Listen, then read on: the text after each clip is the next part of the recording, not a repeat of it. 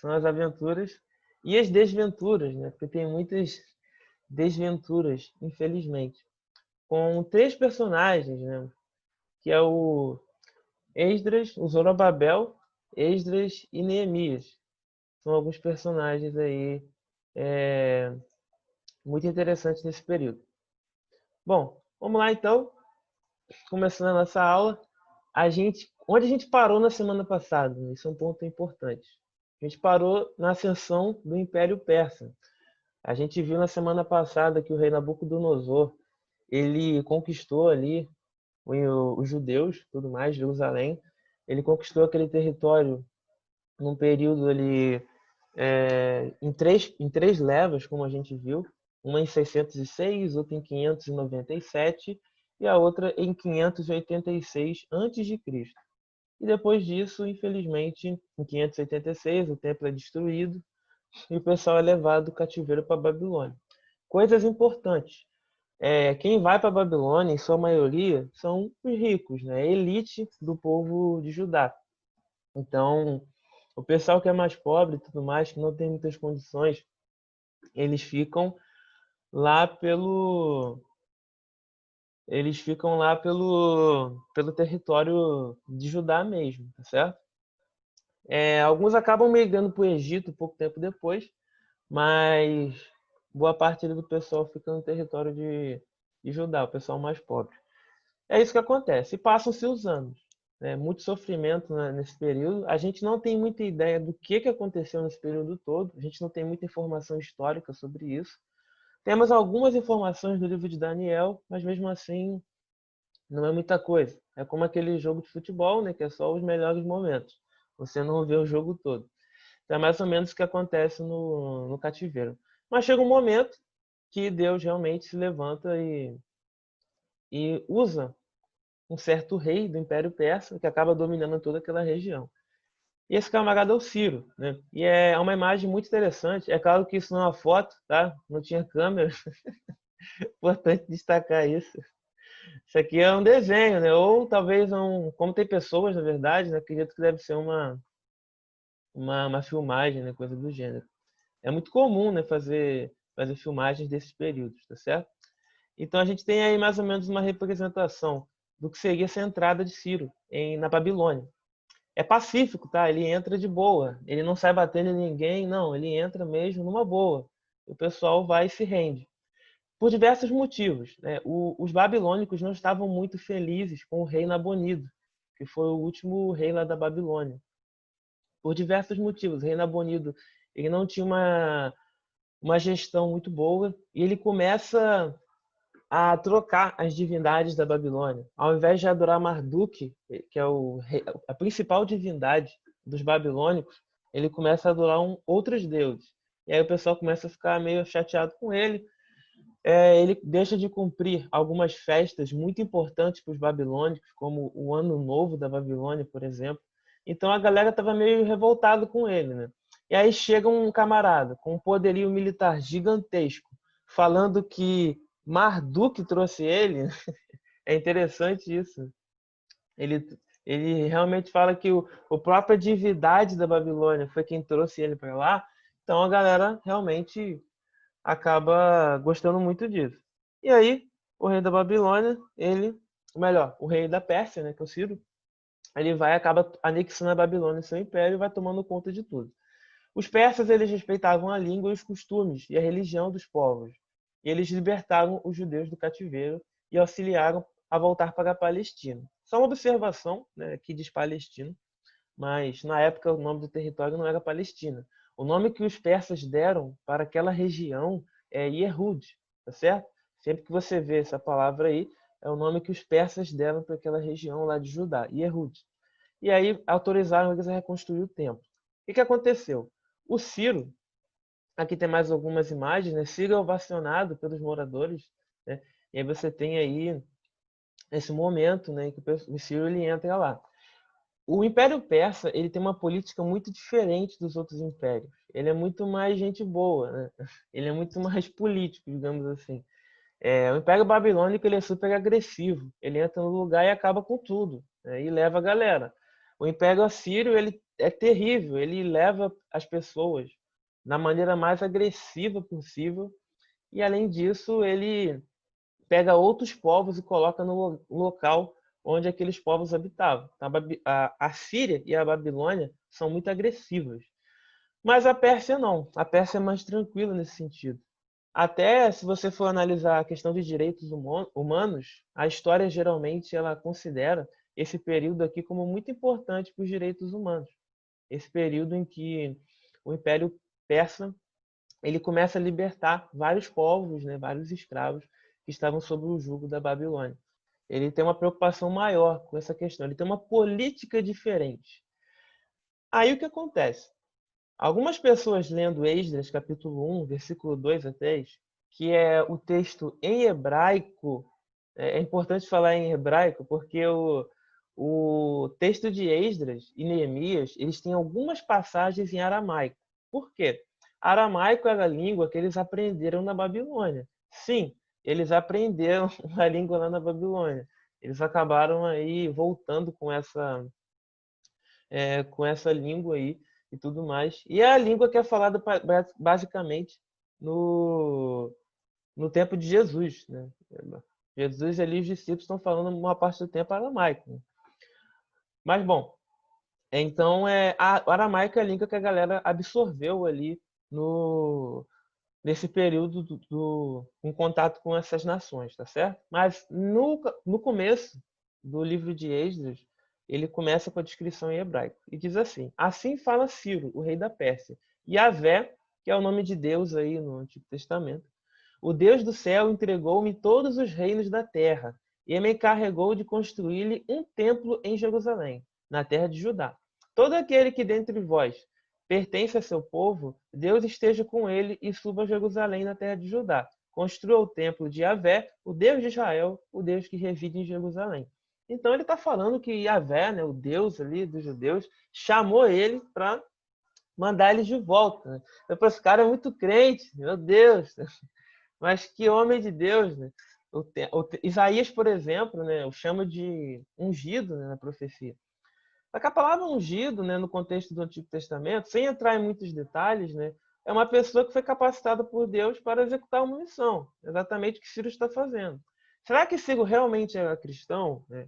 Cristão é meio complicado falar no Antigo Testamento, né? Mas será que Ciro realmente era temente a Deus?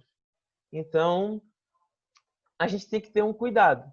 Por quê? Porque o Ciro, ele fez isso com outros povos também.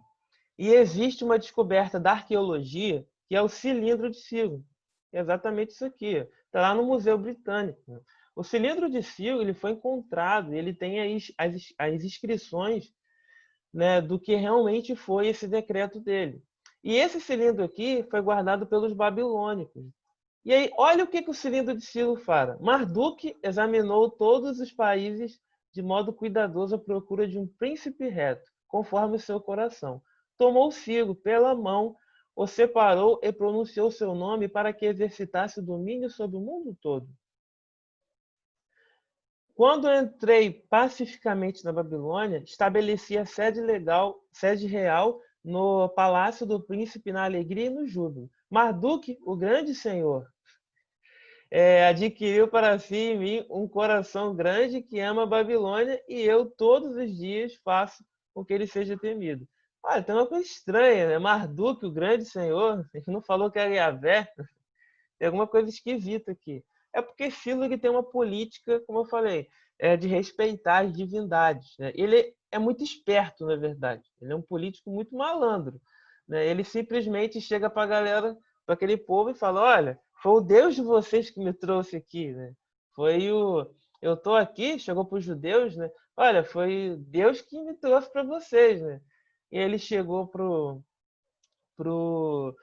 para os babilônicos, não, quem me trouxe aqui foi o Marduk, né? Então ele é muito esperto, na verdade, né? Então é complicado a gente falar se o Ciro realmente era um camarada temente a Deus, né? Ele é um político muito esperto, né? Ele tem aí uma diplomacia muito bem construída, justamente para respeitar esses povos, e ele tem uma política bem diferente dos outros impérios, tá certo? Essas observações. Qual é a aplicação prática disso? A gente tem que tomar um cuidado, né? E sim, todos os sentidos, né? Principalmente com personalidades na política, quando uma pessoa acaba, né, usando esse tipo de estratégia, né, dentro dos meios políticos, né, se identificando com cristãos, né, e tudo mais.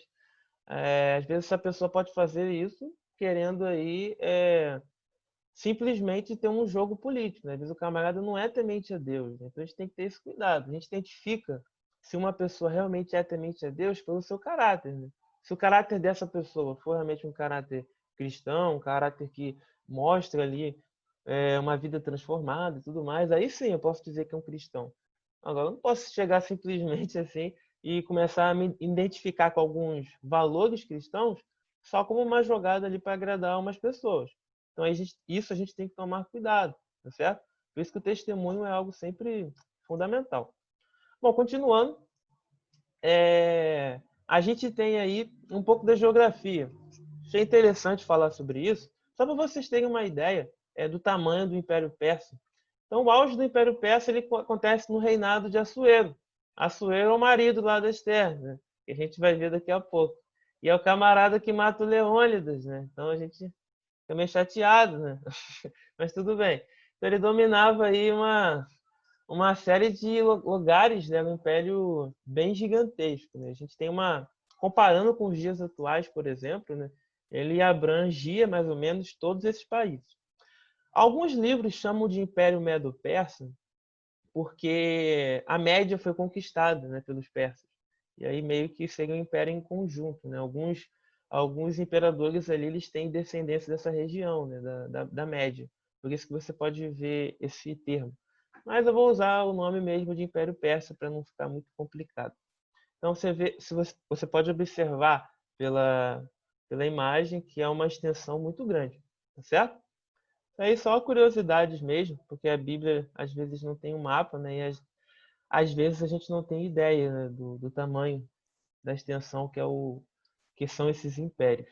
Bom, principais cidades, a cidade que eu gostaria de chamar a atenção, que ela vai aparecer no livro de Esdras, né? Vai aparecer também lá no livro de Esther, é Suzã, né? Fortaleza de Suzã.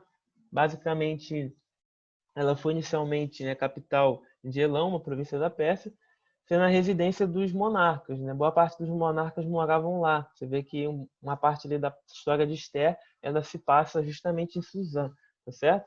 Foi um lugar onde Daniel teve essa visão meio esquisita, né, desse bode aí, esse carneiro. Isso, graças a Deus, não é assunto da aula de hoje. E também em Suzã foi realizada aquela esplêndida festa lá em Esther, né? Logo no começo do capítulo, tá certo? É isso, né? Algumas curiosidades aí e tudo mais. Eu acho que é importante. Eu não vou ficar muito nisso, porque o meu foco hoje é o livro, tá, gente? Eu vou focar no livro de Esdras Neemias, tá bom? Se vocês forem tendo alguma dúvida, vocês podem falar, né? Na medida do possível, eu vou tentando responder. É importante que vocês perguntem, né, se de fato não entenderem alguma coisa. Os principais monarcas, né? E aí que é interessante. Você tem alguns monarcas. Para a história que a gente vai estudar, basicamente quem importa aqui de monarca é Ciro, Dario e Xerxes, né? Cambises praticamente nem aparece no relato bíblico e Artaxerxes também não. Então, o que mais importa para a gente é o Ciro, que eu já comentei um pouco. Ele que inaugura essa política bastante amistosa com os povos vizinhos. Essa política é muito interessante e alguns consideram até o começo dos direitos humanos. Ciro tem uma política muito esperta nesse sentido. Aí tem o filho de Ciro, né, que é Cambises. Tem uma política também razoável. Dario, ele não é um descendente direto deles, né, que Cambises ele morre. E aí quando os descendentes de Cambises vão tentar assumir, o Dario vai lá e assume o reinado, né? E aí Dário é amigão lá do Daniel, né? A gente pode observar no relato lá da Cova dos Leões e tudo mais. Parceria de Daniel. E o Dário é o camarada que também vai ajudar lá a dar continuidade às construções do templo, né? Como a gente vai ver daqui a pouco. O Xerxes é bem conhecido, é o nome grego dele. O nome que aparece na Bíblia às vezes é Assuero, tá certo? É o camarada lá que vai casar com a rainha Esther. Essas imagens são meramente ilustrativas, mas Se elas forem reais, a gente tem muita pena da Esther, coitada, né? Que o Açoeiro é feio pra caramba. Mas, mas tudo bem, é a vida, né? Pelo menos era a rainha, né, gente? A rainha mandava lá no Império todo. Então aqui tem uma imagem ilustrativa de Ciro o Grande. É muito comum, né, essa galera dar esses nomes, né? Ciro o Grande, Herodes o Grande, né? A galera tem essa mania de grandeza, né? Alexandre o Grande, nunca tem o pequeno, né? Sempre os grandes. Mas tudo bem. Aí você tem o Xerxes ou Assuero. A gente conhece um pouco do Xerxes por causa do relato de Esther e também por causa do Leônidas, né, e tudo mais, porque o que que acontece? A Pérsia, ela vai tentar dominar a Grécia e tudo mais, né? E aí ela vai acabar avançando bem. O Xerxes ele consegue, né? O Xerxes é filho do Dário, tá? E aí o Dário consegue avançar um pouco, mas não consegue muito em direção à Grécia. O Xerxes dá continuidade a isso. Ele consegue um avanço considerável. A gente pode observar, por exemplo, que o Xerxes ele tem uma resistência de 300 espartanos, né? Bem chatos. O mais famoso é o Leônidas, né? Que a gente conhece aí dos 300. Essa história é real, embora é claro que aquilo que acontece no filme não é daquele jeito, né? Tem muita questão cinematográfica, né? Mas realmente é uma coisa fantástica para a história. Eles conseguiram parar um exército inteiro, né? 300 homens. Ah, todos morreram? Sim, todos morreram. Mas são 300 homens que conseguiram parar um exército gigantesco. Então, esse pessoal é muito bravo, né? Eles são muito fortes, né? Diferente do relato de Gideão, né? Que todos sobrevivem e não usam da força bruta. Bom, mas aí você tem essa resistência com os espartanos, ele consegue uma vitória considerável, mas isso dura pouco tempo, né? Depois ele tem sérias derrotas na parte marítima, né? Ele perde muito para a força naval ali da Grécia e acaba que o Xerxes não consegue muita visibilidade nesse sentido, né? E aí o reinado dele fica um pouco conflituoso nesse sentido, ele tem algumas dificuldades. Aí eu quero chamar a atenção, quando você lê o livro de Esther, você vê que tem uma jogada política para tentar matar o Xerxes. São dois eunucos, Bigtan e Teres, que tentam matar ele. Alguns supõem que eles tentam matar o Xerxes justamente por isso. Porque o reinado dele estava com alguns problemas, ele perdeu para a Grécia e tudo mais, né? Então nós temos algumas questões nesse sentido aí. E outro ponto importante, por que essa galera, eles querem tanto que o templo seja reconstruído, que o pessoal volte lá para aquela província de Judá? Porque para você entrar na Grécia e no Egito, você tem que passar pela província de Eude, né, que é a província de Judá. Você tem que passar por lá. Então é uma estratégia política também. Porque, se eu estiver nesse local, se o pessoal estiver bem lá, eles podem me ajudar na batalha, fornecer alimentos, a gente pode ficar lá, né, para repousar e tudo mais. Então, é uma estratégia. É claro que a gente entende a soberania de Deus na história e como Deus usa dessas coisas para que os seus propósitos sejam cumpridos. Isso é muito importante. Tá bom? Tem o Xerxes aí e o Leônidas, né? E aí depois tem o Artaxerxes, né? E mais ou menos aí o Artaxerxes é que vai ter os grandes problemas com a Grécia e vai perder aí para Alexandre o Grande, tá certo? Ou melhor, ainda tem alguns reis depois, perdão, que o Império ainda dura até 333, mas mesmo assim a galera vai sofrendo uma série de derrotas até culminar lá com Alexandre o Grande, que acaba com todo mundo, né? Bom, e eles também, a Grécia tem uma política também bem pacífica, mas isso não é assunto para a aula de hoje. Então vamos à parte que importa, né? Algumas particularidades. Agora a gente vai focar mais no relato bíblico, para vocês terem uma ideia das datas e do que está acontecendo. Por exemplo, dessa época, quem são os livros dessa época? É Ageu, Zacarias, Esther, Esdras, Neemias e Malaquias, tá certo? Ageu ali, mais ou menos 520, Zacarias 520 a 470. São eles que vão motivar o povo a reconstruir o templo. São os profetas que vão ajudar nesse sentido. A história de Esther é uma história fantástica, com um design fantástico também, como a gente vai ver daqui a pouco. A forma com que a história é contada, a forma como ela é construída é maravilhoso, né? Digno dos artistas lá do povo judeu. Você tem Esdras e Neemias, que também é um livro só, né, na cultura judaica, mas a gente separa. E conta a história de Esdras, né, e Neemias, mas tem algumas, por exemplo, Neemias, Esdras aparece, né? Importante isso. E Malaquias, né, que vai ser o camarada, é um profeta aí, bem contemporâneo de Neemias e Esdras, que vai dar umas alfinetadas, né? Principalmente no senhor Esdras, que vai tomar umas atitudes que às vezes não são muito interessantes. A gente vai ver isso daqui a pouco. São excelentes líderes, tá? A gente pode destacar isso, mas são líderes ambíguos. O que significa ser um líder ambíguo? Significa que eles tomam decisões certas em algum momento, mas em alguns momentos eles erram, tá certo? Porque eles são humanos, gente. As pessoas não são perfeitas. É muito importante destacar isso. A gente às vezes tem uma visão no Antigo Testamento muito idealizada das coisas. Cuidado. A gente tem que ter esse cuidado aí, porque não é assim, né? Perfeito só Jesus. Né?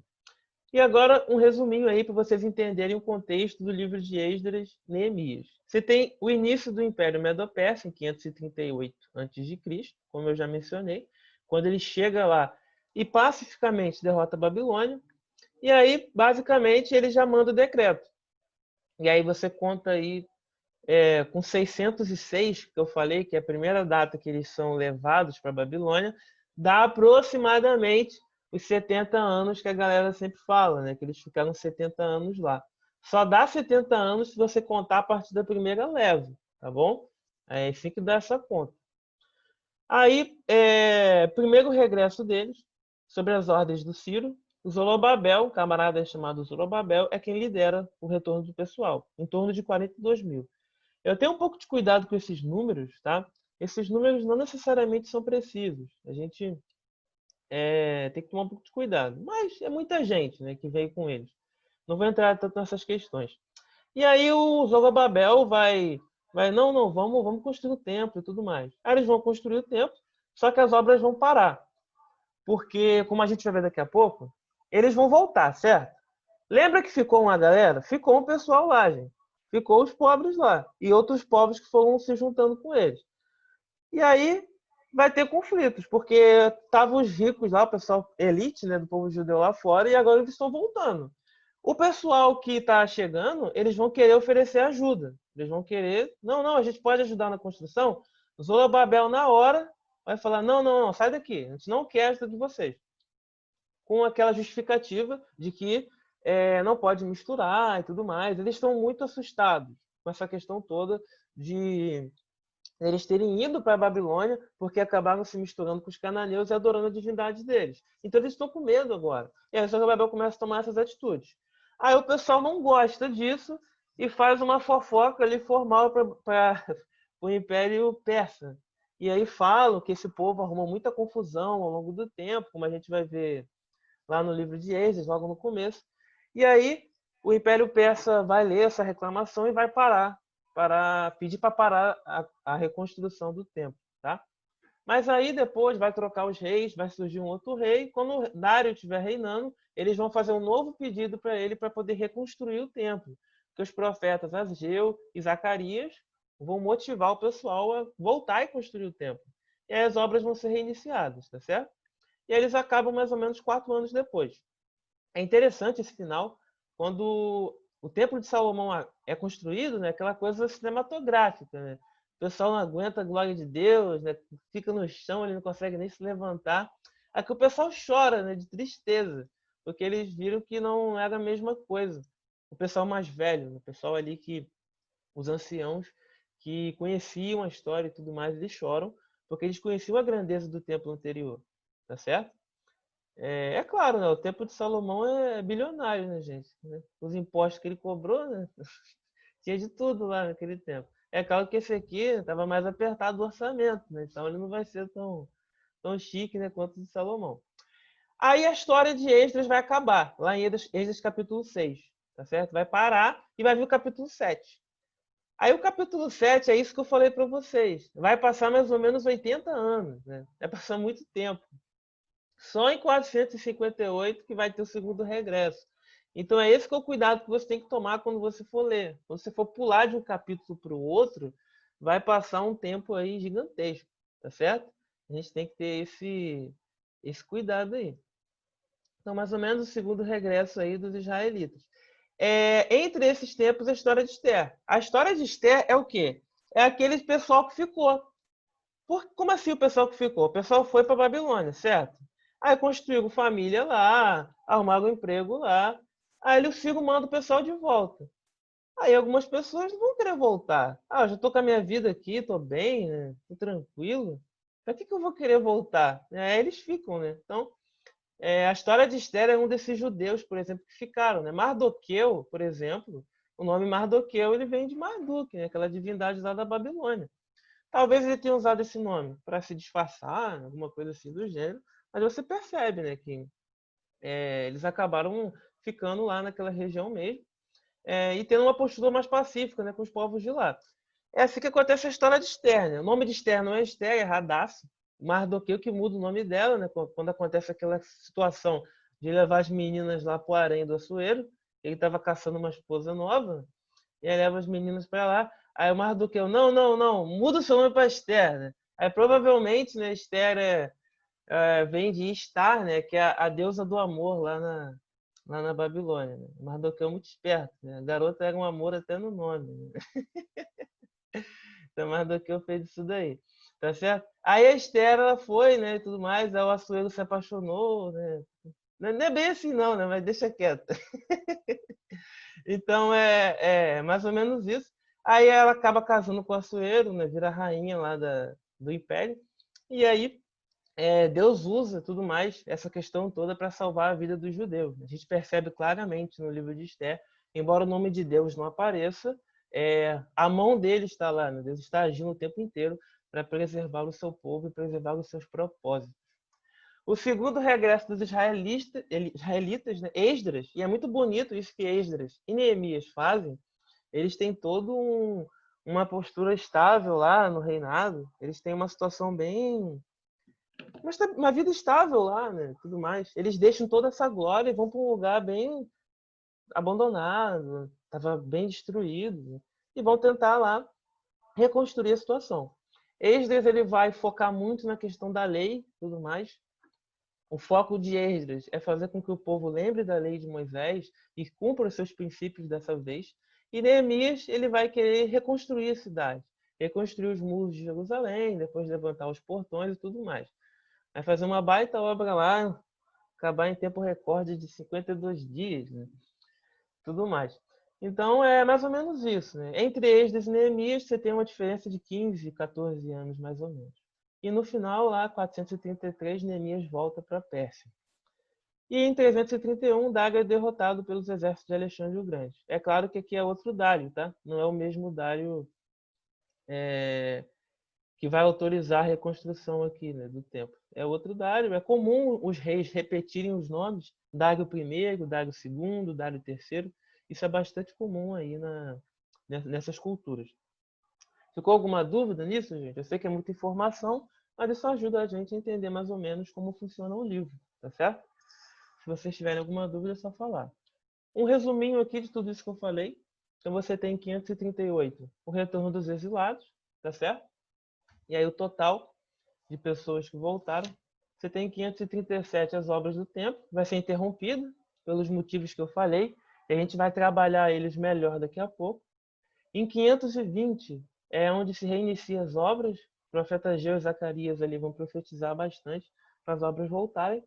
Eles voltam com as obras e acabam 4 anos depois, tá certo? O templo vai ser reconstruído, né? Vai ficar lá. Esse é o mesmo templo que Jesus Cristo fala lá em Mateus 24, né? Que não vai ficar pedra sobre pedra. Né? É esse mesmo templo. A diferença é que o Herodes, para fazer uma média ali com o pessoal, ele vai promover umas obras de reconstruções desse templo. Não reconstrução, uma revitalização, tá certo? Ele vai promover umas obras ali para dar uma melhorada no templo. E vai acabar lá em 60 e pouco depois de Cristo. E pouco tempo depois que acabam as obras de Herodes, né, o templo vai ser destruído. Mas isso não é o assunto da aula de hoje. É só para vocês saberem, né? Esse templo aqui é justamente o templo que foi destruído depois, tá certo? São dois templos. É por isso que o judaísmo que surge a partir daí é conhecido como judaísmo do segundo templo, porque é o segundo templo que foi reconstruído, tá certo? Em 479, Esther vai ser coroada, né? Ela vai ser coroada lá no Império Persa. 458, Esdras chega a Jerusalém, tá certo? E aí chega com mais um pessoal, reduziu bastante, né, o número, se comparar ali com o retorno de Zorobabel, um número bem reduzido, né? O pessoal preferiu ficar lá na Babilônia mesmo, né? Lá nas outras províncias e tudo mais. E Neemias retifica o muro, acompanha Neemias uma escolta militar e alguns arquitetos também. E em 433, Neemias volta para a Babilônia. É mais ou menos isso, né? Aqui tem algumas coisas para você perceber a dificuldade, né? No livro de Esdras, passou 80 anos de um capítulo para o outro, tá? Então isso aqui é complicado. É difícil, né? A gente precisa ler isso com bastante calma, né? Tem mais algumas diferenças temporais aí para vocês saberem, tá certo? Espero que não tenha restado alguma dúvida. Se alguém ainda tiver alguma dúvida, peço por gentileza que os irmãos perguntem. Sempre importante estar vendo aí as dúvidas de vocês. Agora vem a parte mais importante, que é o Esdras Neemias. Agora eu vou parar aqui de... Na verdade, eu vou mudar a tela, né? Agora é a parte mais legal. Vamos lá. É para vocês estarem vendo agora um desenho. Tá todo mundo enxergando isso? Balança a cabeça aí. Dê um joinha ali, então tá vendo. Tá em inglês, mas a gente vai traduzindo junto, tá bom? Vamos lá, vem comigo. Basicamente, o que aconteceu? Lá em 2 Reis, capítulo 24, capítulo 25, a gente percebe que tudo foi destruído, completamente destruído. E aí a gente vê que o pessoal foi em cativeiro. E aí foram para a Babilônia. Mas a gente sabe que 50 anos depois, por que 50 anos depois? Porque a data que está sendo contada aqui é a data em que o templo foi destruído, que é 586. Então, 586, 538, 36, você pode considerar, nessa época dá mais ou menos uns 50 anos. E aí foi o tempo que eles voltaram, né? E aí o que a gente percebe? Que eles voltaram e tentaram retificar as coisas. Então vamos um pouquinho devagar. A gente vai ver que o livro de Esdras Neemias, como eu já falei, que é uma coisa só, ele tem uma estrutura muito interessante. Os capítulos 1 a 6, 7 a 10 e 1 a 7, eles são exatamente a mesma estrutura. Eles começam com o rei da Pérsia, tentando persuadir um judeu a voltar para Jerusalém. Depois eles enfrentam oposições quando eles voltam para Jerusalém, né, para Judá. E aí acontece uma coisa muito esquisita no final. Acontece algo um pouco questionável, que o texto não diz que é certo e nem diz que é errado. Ele só fica em silêncio. Então vamos um pouco devagar. Zorobabel. Zorobabel é do capítulo 1 a 6. Ciro fala, quem quiser voltar para Jerusalém, que Deus abençoe vocês. Aí o pessoal vai voltar. E aí eles vêm toda alegre, aquela festa, né? Aí o Zorobabel, ele vai lá e motiva o pessoal a reconstruir o templo. E aí surge uma dúvida, né? Como eu falei para vocês, capítulo 3 a 6 trata um pouquinho disso. Será que realmente a presença de Deus está aqui, né? Porque os anciãos, eles lembram, né, da glória que foi o templo de Salomão. E agora eles veem que não é bem assim, né? Esse templo aqui, ele não está com essa bola toda, igual estava o templo lá de Salomão. No capítulo 4, começam os problemas. O pessoal que morava lá, que é o pessoal que tinha ficado e alguns outros povos, queriam ajudar. O Zorobabel, ele não deixa. Não, vocês não vão ajudar. São israelitas que nunca foram para o exílio. Alguns deles, né, são israelitas que nunca foram para o exílio. E aí, o Zorobabel, ele nega, né? Na ajuda de tudo quanto é jeito. E aí acaba. Fim. Acabou as aventuras de Zorobabel. E aí, nós vamos para a segunda parte, né? Esdras. O Artaxerxes, ele vai lá, que Deus abençoe vocês, né? Eles vão lá, Deus abençoe, e vão embora. O Esdras vai, nosso amigo aqui Esdras, que era um escriba e tudo mais, camarada aí que conhece aí bastante da lei de Moisés, né? Torá, que são os primeiros livros da Bíblia. Ele vai e motiva a galera a voltar, como a gente viu. E aí eles voltam, Esdras tinha essa preocupação com a lei, e aí Esdras se depara com um problema. Esdras lê Deuteronômio 23 e vê que os israelitas tinham que casar com israelitas, não era para ficar casando com gente estrangeira. Ele, olha, esse pessoal que ficou, eles casaram com outras pessoas, né? Eles são tão ruins quanto os cananeus. Quer saber? Eu vou mandar essas mulheres embora. E aí, Esdras, ele faz uma série de divórcios, assim, que manda várias mulheres e crianças embora. Não vou ainda fazer uma avaliação sobre isso que ele fez. Ele vai lá e faz isso. Eu só queria chamar a atenção para algumas coisas. Deus não mandou Esdras fazer isso. E aqui a gente já pode perceber que tem alguma coisa estranha, né? Malaquias capítulo 2, versículo 13 ao 16, vai ser bem claro que Deus abomina o divórcio. E Malaquias é contemporâneo de Esdras, então ele está dando uma alfinetada. Né? E aí é isso que acontece. E aí acaba Esdras. E vem Neemias, uns mais ou menos 14, 15 anos depois. E aí Neemias vai lá e fala, não, mas os muros estão destruídos. É a copeira do rei, camarada ali junto lá com o rei e tudo mais, tinha uma postura bastante privilegiada, né? E ele vai lá e abre mão daquilo tudo e volta, né? Assim como o Mestres também fez. E aí começou a construir o muro. Aí teve umas pessoas que se opuseram, tudo mais, né? E arruma problema de novo para os moradores da terra. É claro, tá, gente? A galera que também não é santa, né?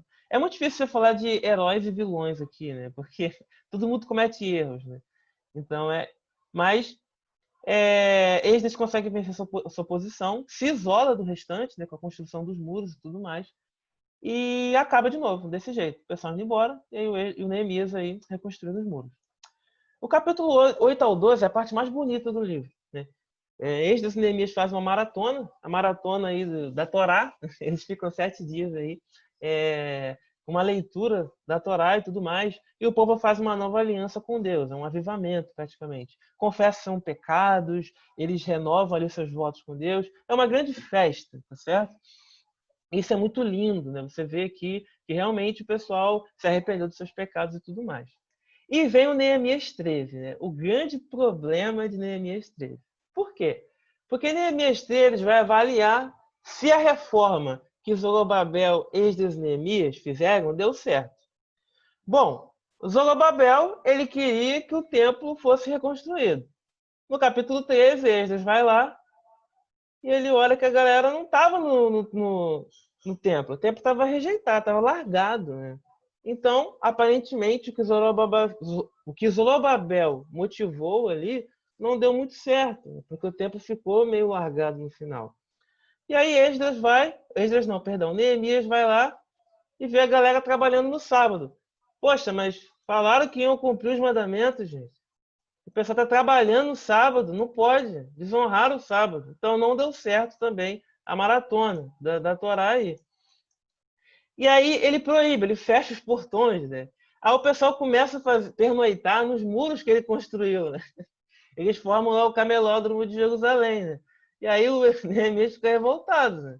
Porque, mais uma vez, o pessoal não obedeceu aquilo que ele tinha falado.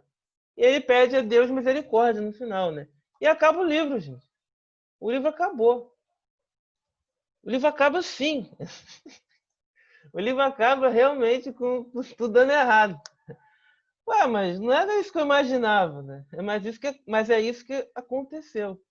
Qual o grande problema? Primeira coisa, o problema está aqui. Ó.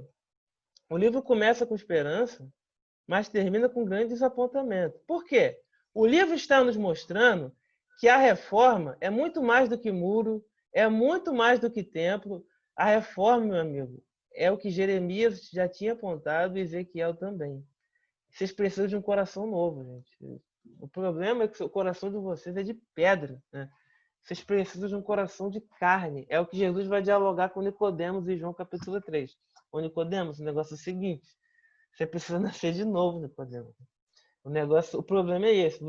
Vocês precisam, a humanidade precisa de uma nova natureza através do Espírito. É só isso que resolve o problema. Qualquer tentativa que tentar ser diferente disso não vai dar muito certo. Tá certo? É mais ou menos isso. Aqui tem algumas observações, né? Aqui é uma postura um pouco crítica ao que Neemias faz.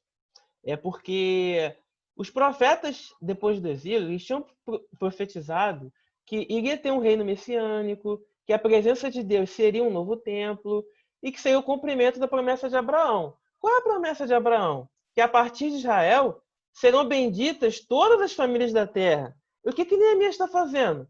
Eu vou construir um muro e vou me isolar de todo mundo.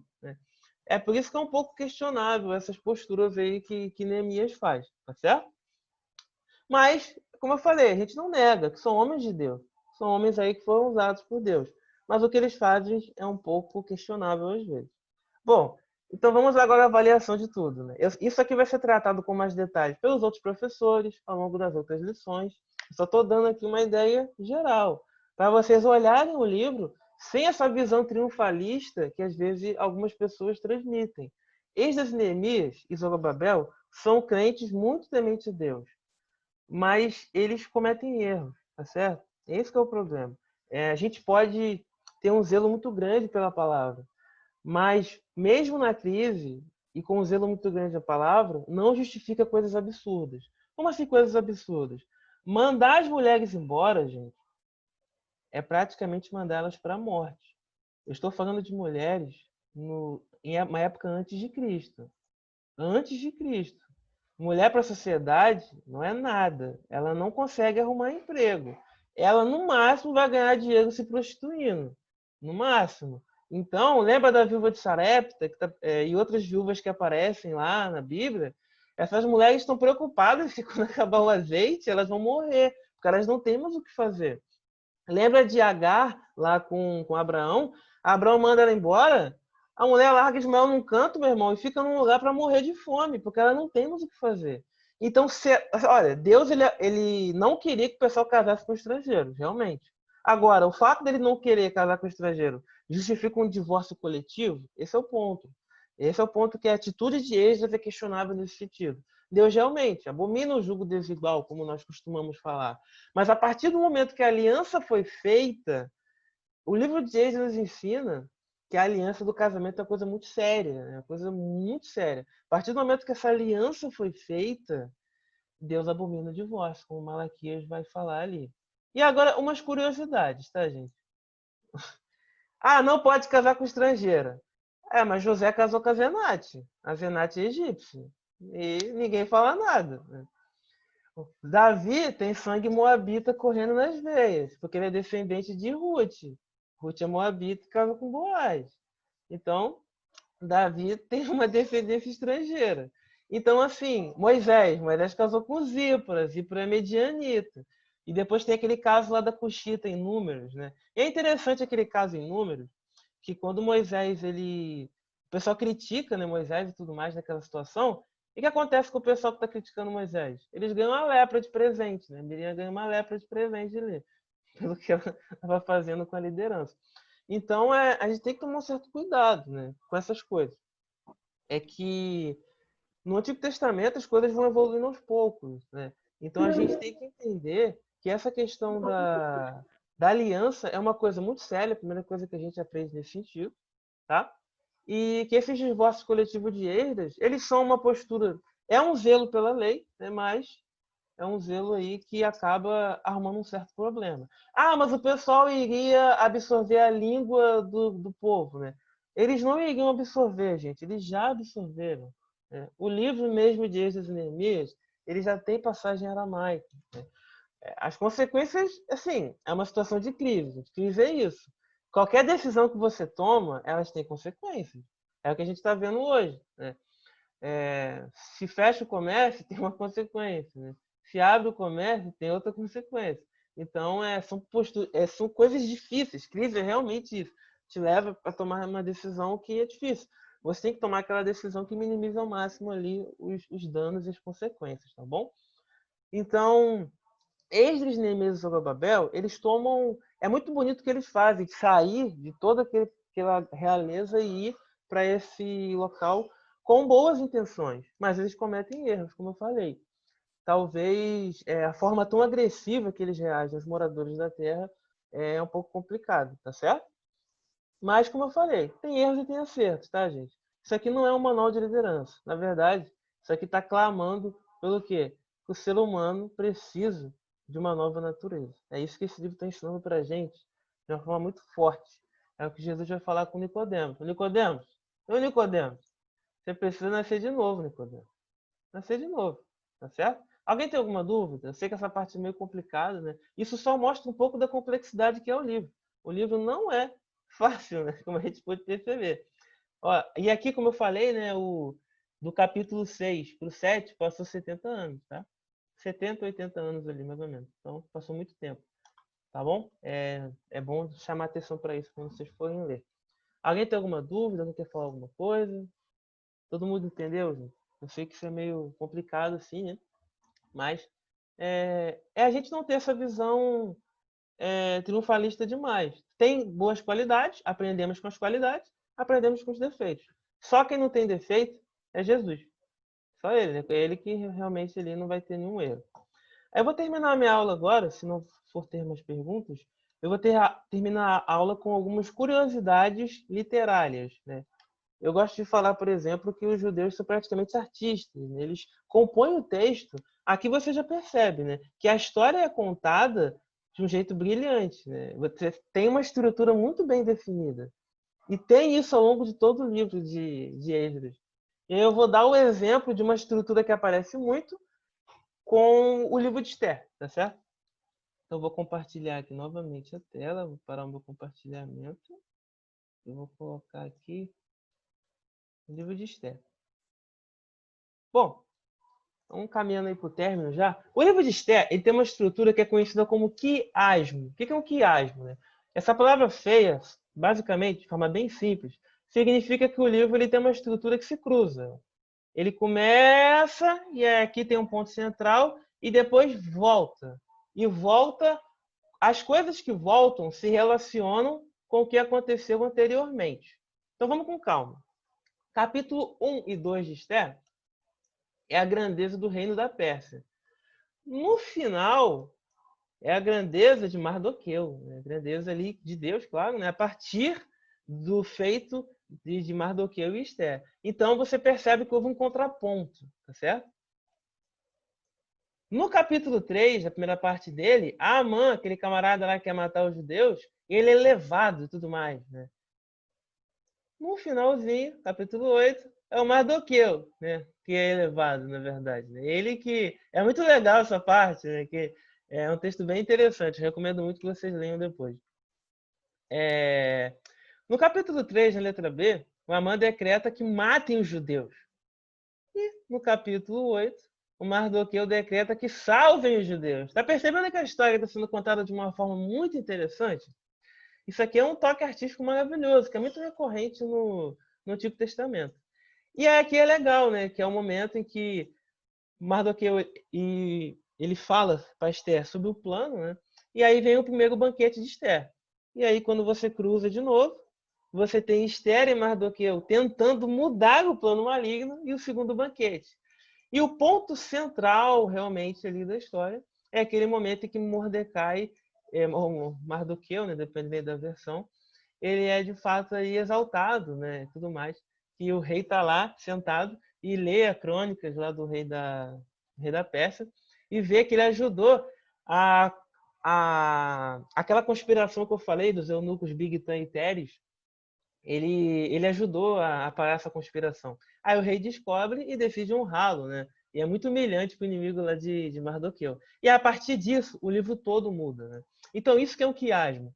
É um toque artístico maravilhoso que os judeus usam muito no Antigo Testamento. Tem alguns casos também no Novo Testamento, mas no Antigo Testamento é muito recorrente. Você começa, vai evoluindo a história, chega num ponto que inverte tudo, que é o clímax da história. A parte mais importante da história está aqui. E aí depois vem só revertendo tudo aquilo que aconteceu anteriormente, tá certo? É muito interessante e essa estrutura é muito recorrente. A gente viu um pouquinho disso lá no livro de Josué. No livro de Josué a gente viu um pouquinho aí dessa estrutura, tá certo? Aí eu vou dar um exemplo, né, de como essa estrutura aparece no livro de Esdras e Neemias. E aí a gente vai terminar aí. Deixa eu só compartilhar aqui novamente. E aí, fechando, a gente tem um caso aqui muito interessante, Esdras do capítulo 1 até o capítulo 6. o regresso do exílio, né? Você começa com uma versão em hebraica, em hebraico do Edito de Ciro, né? Que é aquele decreto dele, e você termina com a versão em aramaico, né? É claro que no português a gente não percebe isso, porque está tudo em português, mas no texto ali, né, nas cópias dos manuscritos, eles estão assim, né? Começa com o texto em hebraico e depois termina com ele em aramaico. Vem a lista dos que regressam e depois é exigido uma lista dos que retornam.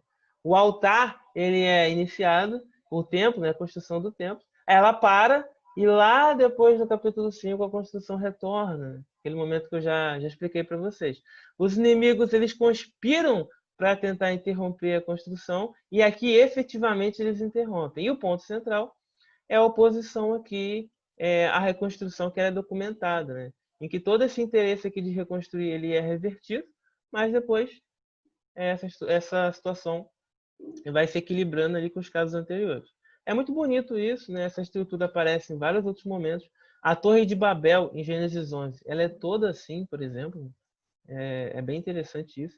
É uma estrutura muito recorrente. Bom, meus irmãos, basicamente é isso que eu queria falar. Eu termino aqui a minha aula explicando para vocês que qual é a grande lição desse livro, como eu falei. Primeiro, a soberania de Deus. Deus ele é soberano.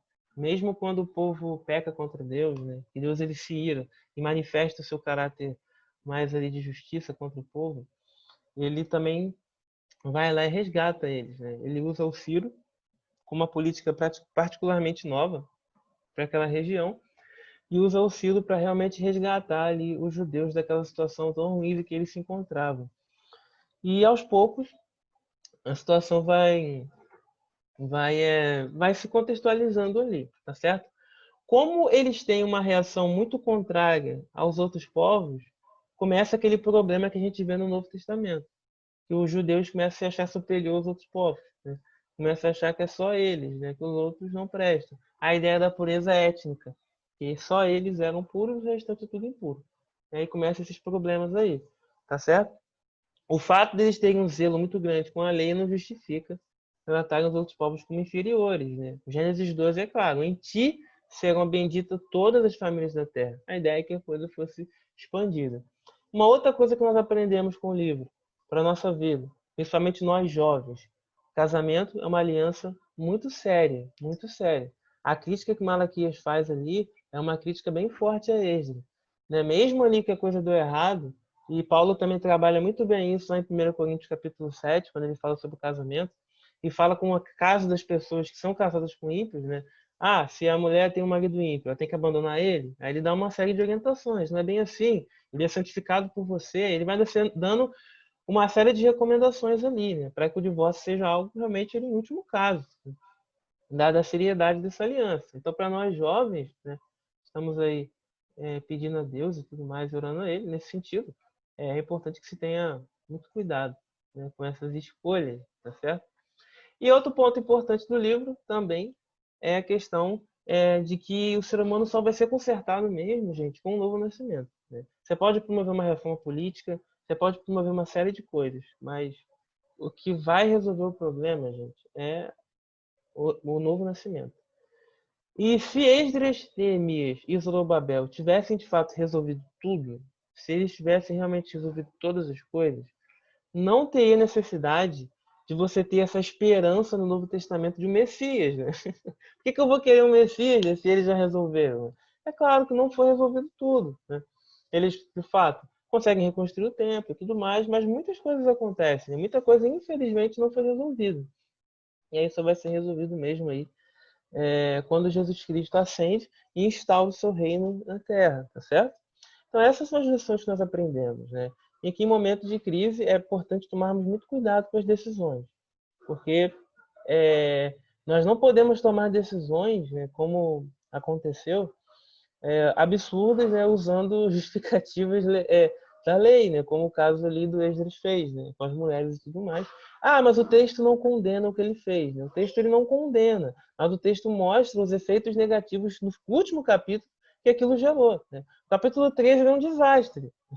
Neemias, capítulo, dificilmente você já viu uma pregação em Neemias capítulo 13, né? Porque ele é um desastre, gente. Ele mostra que deu tudo errado, né? Ele mostra que as coisas não foram resolvidas. E mostra, o Antigo Testamento acaba assim, né? Que realmente o negócio não deu certo. Porque é algo mais profundo, né? É Cristo que vai resolver tudo mesmo. Então, por isso que a pregação tem que ser cristocêntrica, porque é Ele quem resolve, né? É Ele quem é o centro aí, de fato, que vai resolver os problemas. Aprendemos com os acertos de Esdras, Neemias e Zorobabel, mas aprendemos com seus erros também. É por isso que eu botei o nome da aula, As Aventuras e as Desventuras, né? Porque eles também tiveram muitos problemas, tá certo? Aí, nesse sentido. Bom, pergunto se alguém tem alguma dúvida, se alguém quer falar alguma coisa, se alguém quer comentar, abre esse espaço aí, parar aqui o compartilhamento.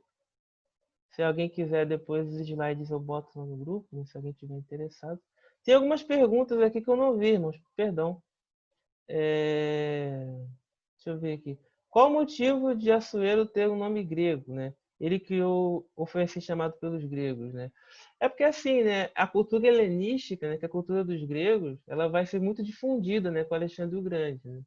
Então, Alexandre o Grande, ele tem essa preocupação cultural muito grande, de fato difundir a cultura dele pelos povos. Isso ajuda muito o apóstolo Paulo, né, nas viagens missionárias, porque onde ele chegava a galera falava grego, tá certo?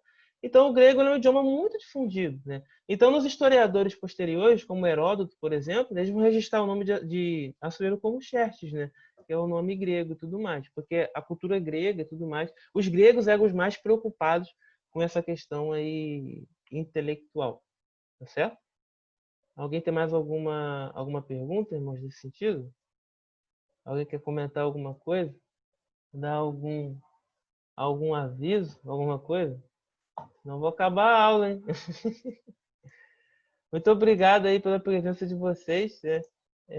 Foi muito bom estar aí nesses momentos com vocês.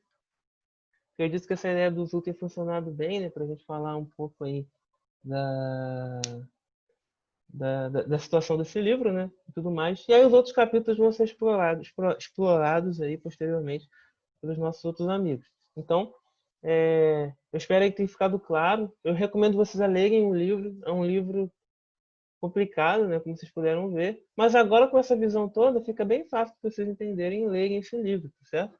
Fica bem mais tranquilo assim. Então, muito obrigado mais uma vez. Eu vou agora fazer uma oração e aí a gente vai terminar a aula. Tá certo? Espero que tenha edificado os irmãos. Quem tiver interesse nos slides, né, eu coloco lá no grupo depois, tudo mais. Senhor Deus e Pai, muito obrigado pela oportunidade de estarmos aqui, aprendendo um pouco mais do Senhor. Muito obrigado por essa aula, Pai querido, em que podemos aprender um pouquinho mais, Pai amado, sobre o livro de Esdras e Neemias. É um livro difícil, Pai amado, a situação do retorno dos teus filhos, Pai. Realmente é uma situação muito difícil, Pai querido. E aprendemos com os acertos e com os erros, Pai amado, dos teus filhos que foram usados ali para fazer aquela obra. Vimos que realmente somente o novo nascimento, Pai amado, que produz uma mudança radical mesmo, Pai amado, na nossa natureza. E pedimos a Ti, Pai, que nos ajude a enfrentar as situações de crise que temos vivido, Pai. Que o Senhor nos dê sabedoria para errarmos o mínimo possível, Pai. Infelizmente, ainda temos essa inclinação, Pai, para os erros. E pedimos ao Senhor que nos guie nossas decisões, guie tudo que nós viemos a fazer. São momentos difíceis, Pai, para todos, Pai querido. Que o Senhor dê sabedoria para os nossos governantes, os nossos líderes, que estão na linha de frente desse problema. Que o Senhor possa dar sabedoria a essas pessoas para que eles possam tomar as melhores decisões possíveis, Pai querido. Que só possa realmente nos ajudar, Pai querido, e ajudar a cada um a enfrentar esses dias difíceis que temos passado. Muito obrigado por cada um que dedicou seu tempo para estar aqui conosco. É o que te pedimos e te agradecemos em nome de Jesus. Amém. Então, mais uma vez, irmãos, obrigado aí pela presença de vocês. Acredito que não tem mais nenhum comentário. Eu vou encerrar a aula, né? E aí ficou a gravação, né? E depois também eu vejo uma maneira de passar para os irmãos, ou colocar na página e tudo mais. A gente vê da melhor maneira possível. Que Deus abençoe a todos e fiquem na paz.